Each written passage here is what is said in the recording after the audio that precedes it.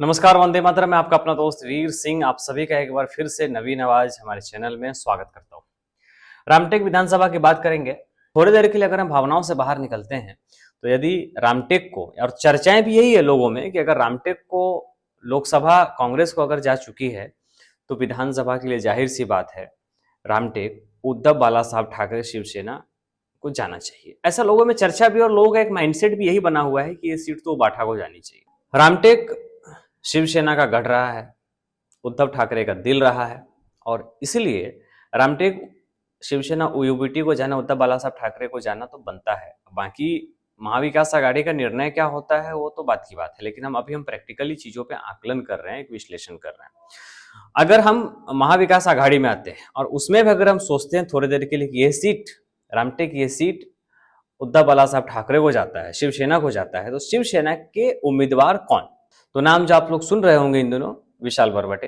अब विशाल बरबटे के बारे में बता दूं कि आर्या कार्स फाउंडेशन के ओनर है और पिछले 2 साल से ऐसा बोल सकते हैं कि लगभग 2-2.5 साल से क्षेत्र में आए हुए हैं, और क्षेत्र में इसीलिए आए हैं क्योंकि उनको विधायक बनना है।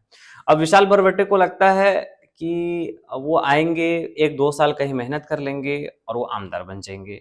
तो ये तो जनता जनार्दन है, हम और आप इस पे कुछ बोल नहीं सकते हैं। जो फैसला होगा वो बात की बात है। अब विशाल बरबटे कितने लोगों तक पहुंचे हैं ये एक बड़ा सवाल है।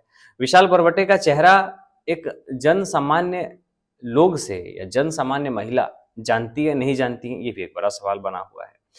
तो विशाल बरबटे के बाद अगर हम आगे बढ़ते हैं तो इसमें प्रकाश जाधव का नाम आता है। प्रकाश जाधव सांसद रह चुके हैं रामटेक से और उनकी बोलने की जो कला है उससे काफी लोगों को प्रभावित भी करते हैं, और प्रकाश यादव के बारे में भी नाम लोग ले रहे हैं, उनके कार्यकर्ता, उनके समर्थक नाम ले रहे हैं कि उनको भी टिकट मिलनी चाहिए। अब नेक्स्ट अगर हम इन दोनों के अलावा बात करें कि महाविकास आघाड़ी में विशाल बरबटे, प्रकाश यादव, इनको छोड़ के फिर तीसरा कोई चेहरा हो सकता है क्या? तो मेरे आकलन में मुझे ऐसा लगा कि एक तीसरा चेहरा रमेश कारामोरे हो सकते हैं। रमेश कारामोरे 2019 में रामटेक विधानसभा लड़ चुके हैं, प्रहार की तरफ से इन्हें उम्मीदवारी दी गई थी और लगभग 25,000 वोट इन्होंने उस समय लिया था।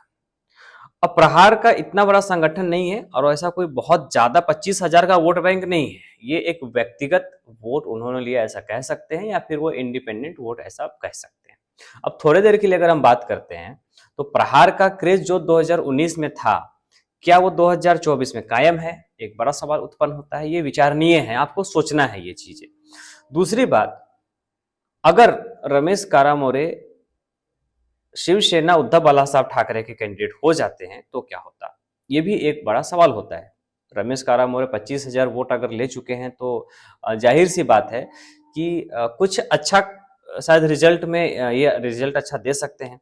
दूसरी बात, रमेश कारामोरे एक अच्छा स्पीकर है, बहुत अच्छा बोलते हैं, यूथ हैं और युवाओं को अपने साथ जोड़ कर रखे हैं। 2019 में भी इन्होंने जोड़ा था, 2024 में भी इन्होंने अभी तक पिछले 5 वर्षों में इन्होंने लगातार जोड़ कर रखा है, क्षेत्र में काम किया है और किसी भी पार्टी का लीडर हो, एक गुड रिलेशन इन्होंने मेंटेन किया है, अच्छा रिलेशन पार्टी के वरिष्ठ नेताओं के साथ में, चाहे वो बीजेपी हो या फिर कांग्रेस हो, सबके साथ में रखा है। जन सामान्य है, रहने की जो शैली है एकदम साधारण है। आप एकदम सामान्य व्यक्ति की तरह रहते हैं, तो सामान्य व्यक्तित्व इनको एक ज्यादा प्लस करता है क्षेत्र में। यानी कि हम इन 3 नाम को उद्धव बाला साहब ठाकरे की तरफ से देखते हैं, एक विशाल बरबटे, दूसरा प्रकाश यादव और तीसरा अगर हम कह सकते हैं आकलन के हिसाब से तो रमेश कारामोरे।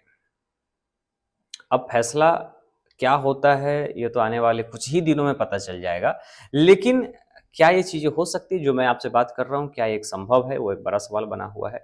इसके अलावा लोकसभा अगर कांग्रेस को मिल चुका है और विधानसभा भी अगर कांग्रेस मांग रही है तो फिर भाई उद्धव बाला साहब ठाकरे के कार्यकर्ता कहां जाएंगे?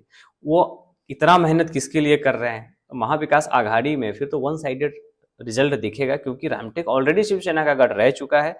एक कुर्बानी ऑलरेडी शिवसेना ने यहाँ पे लोकसभा के तौर पे दे चुकी है। अब दूसरी तरफ उनकी जो उम्मीदें हैं वो विधानसभा को लेकर के, तो ये जायज है और फैक्ट बात यही है कि ये शिवसेना उद्धव बाला साहब ठाकरे को सीट मिलनी चाहिए। और इनमें क्या नाम है वो हमने आपसे चर्चा किया। आने वाले समय में बहुत दिलचस्प जानकारी आप तक मैं लेकर आते रहूँगा। हमारे साथ बने रहे, मेरे चैनल को आप सब्सक्राइब करें और इस वीडियो को ज़्यादा से ज़्यादा शेयर कीजिए। मैं आपका अपना दोस्त वीर सिंह, जय हिंद।